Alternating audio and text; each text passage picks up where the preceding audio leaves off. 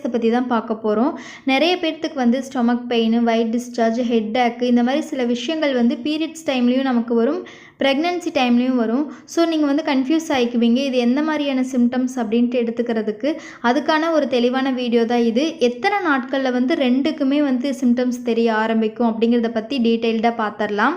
And pregnant ஆகணுன்ட்டு wait பண்ணுற எல்லாத்துக்குமே என்னோடய வாழ்த்துக்கள். உங்களுக்கு வந்து டெஸ்ட்டில் வந்து பாசிட்டிவ் அப்படின்ட்டு வர்றதுக்காக. நீங்கள் இப்போ தான் நம்ம சேனலை புதுசாக பார்க்குறீங்கன்னா சேனலை சப்ஸ்கிரைப் பண்ணிவிட்டு பக்கத்தில் இருக்கிற பெல் சிம்லையும் ப்ரெஸ் பண்ணிக்கிட்டு ஆளுங்கிற ஆப்ஷனையும் கிளிக் பண்ணி வச்சுக்கோங்க. ஃபஸ்ட்டு பார்த்தீங்க அப்படின்னா ஸ்டொமக் பெயின் சிம்டம்ஸ் தான்.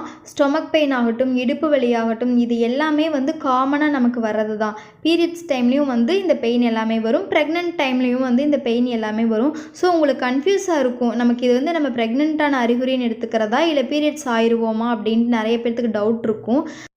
எத்தனை நாட்களில் வந்து இந்த சிம்டம்ஸ் தெரியுது அப்படிங்கிறத நீங்கள் நோட் பண்ணிங்க அப்படின்னாவே